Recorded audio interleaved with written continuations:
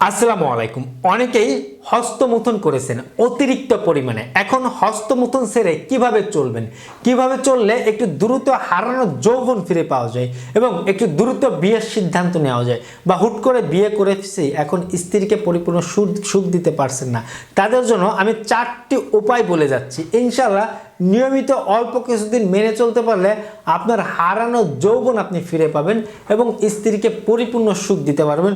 প্রথম নম্বরে আপনাকে এখন থেকে নিয়ত করতে হবে, আপনার মধ্যে পর্নোগ্রাফি দেখার অভ্যাস থাকলে অবশ্যই এটা ত্যাগ করতে হবে। কারণ যতই আপনি পর্নোগ্রাফি দেখবেন কখনোই হস্তমৈথুন ছাড়তে পারবেন না।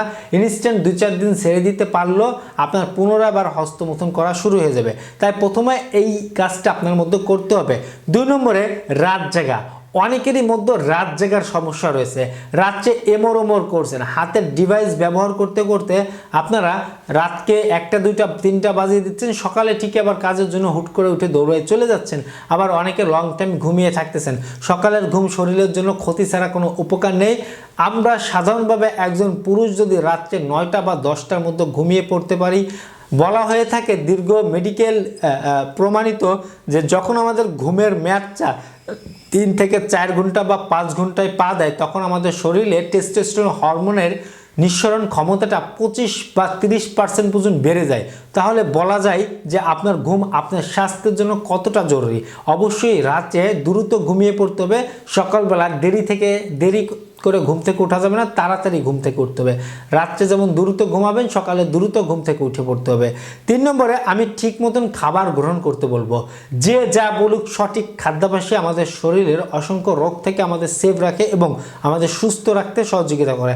আপনাকে অতিরিক্ত ফাস্টফুড, জাঙ্ক ফুড, তেলে ভাজা খাবার, মশলাযুক্ত খাবার, বারংবার ভাজা তেলে খাবার, process food, ultra process food, এই খাবারগুলো থেকে এড়িয়ে চলে আপনাকে সবুজ শাক সবজি, সিজনাল ফল, মাছ, মাংস, ডিম, দুধ, কিছুদিন আপনারা চাইলে 2টা কলা, 4টা ডিম, পাশাপাশি কিছুদিন অর্ধমুষ্টি কিশমিশ ভিজিয়ে রেখে খেতে হবে।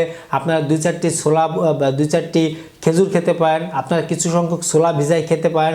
আপনারা মিল্ক শেক তৈরি করে, যেমন আপনারা 1 গ্লাস গরুর দুধের মধ্যে 4টি খেজুর, 2টি কলা, 2 চামচ মধু, কিছু বাদাম, এইগুলা মিক্স করে আপনি খেতে পারেন। পাশাপাশি আমি 4 নম্বরে যৌবনের দিকে লক্ষ্য করতে হবে। যেমন যদি আপনি সুস্থতার দিকে পা দেন, দেখবেন সকালবেলা আপনার পেনিসটা একটু স্ট্রং হতে পারে, শক্ত হতে পারে, নিজের মধ্যে আত্মবিশ্বাস ফিরে আসছে। যখন আপনার পেনিস উত্থান হচ্ছে অনেক শক্ত হবে, একটু চিন্তা ভাবনা করলেই পেনিস উত্থান হচ্ছে, এই ধরনের বিষয়গুলো আপনার মধ্যে আস্তে আস্তে ঘটবে। নিজের মধ্যে সবথেকে মজার ব্যাপার একটা কনফিডেন্স বা আত্মবিশ্বাস ফিরে আসবে। তখনই মনে করবেন আপনি সুস্থতার দিকে চলে যাচ্ছেন। এই 4টি কৌশল বা উপায় আপনার মধ্যে বিদ্যমান থাকলে ইনশাআল্লাহ সাধারণভাবে আপনি আপনার স্ত্রীকে আস্তে আস্তে সুখ দিতে পারবেন। ধন্যবাদ সবাই।